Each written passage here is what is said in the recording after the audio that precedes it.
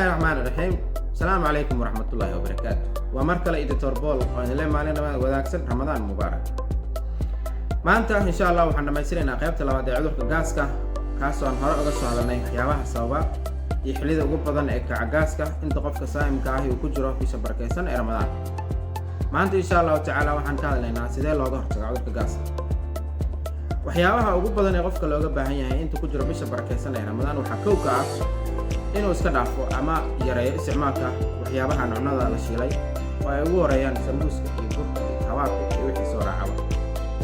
sidoo kale inuu aad u yareeyo isticmaalka basbaaska iyo liinta iyo raashinka ay ku badan tahay cusbada iyo saliidda cadeeda waayo waxyaabaha sababa in qofka gaaska mar walba ay ahaadaan kuwa ku kiciya marxaladda gaaskana dareema haddaba haddii ay jiraan inaad isticmaasho ama aad og tahay inaad isticmaasho inta aan soo sheegnaba waxaa muhiim ah inaad aad u yareyso isticmaalkooda iyo sidoo kale inaad maaragtay wax ka beddesho qaadashada cunnadaada waxaa kaloo muhiim ah in qofka markuu sooman yahay uu ku afuro biyaha cad iyo timir waayo biyaha cad waxay kordhiyaan caafimaadka timirtana sidoo kale waxyaabaha qofka u kordhiya tamarta qofka bini'aadamka ee sooman iyo sidoo kale caafimaadkiisa marka waxaa koow muhiim ah inuu ku bilaabo biyo cad iyo timir haddii uu heli karo waxaa sidoo kale soo xiga ama ku xiga inuu qofka ku casheeyo hadduu heli karo raashinka caadiga ee bariiska baastada soorta canjeerada iyo wixii la mid ah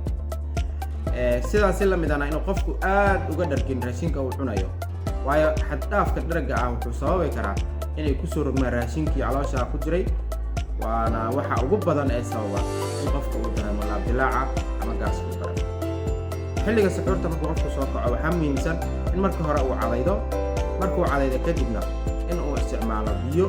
ka hor intuusan raashinka cunin markuu biyaha isticmaalana in uusan iska badin biyo fara badan uu waxaa sidoo kale muhiim ah markuu biyo cabo ama isticmaalo biyo yar oo kooban galaas biyo ama wax la mid ah in uu raashin ku filan uu cuno markuu afuro kadib markuu saxuurto kadibna in uusan la seexanin raashinkaasi waayo markaad saxuurato haddaad la seexato ama markaad afurto haddaad la seexato waxay sababi karaan inay raashinka caloosha ku jira ay dib ugu soo laabtaan runta iyo afka ku soo laabtaan haddaba waxaa muhiim ah inaan aad uga feejignaano caafimaadkeena kuna dadaalno mar walba oo aan soomanahay inaan la socono waxyaabaha aan cunayno iyo inta aan cunayno xadkooda inta ay leegyihiin in qofku aad raashin uga dhargaano waxyaabaha sababi kara in qofka hadhow uu dareemo gaas fara badan markii waagu u bayo qofka caadiyan hore u qabi jiray gaaska ramadaanka ka horna waxaa la gudboon inuu isticmaalo daawooyinka gaaska oo ay caan tahay uguna horeyso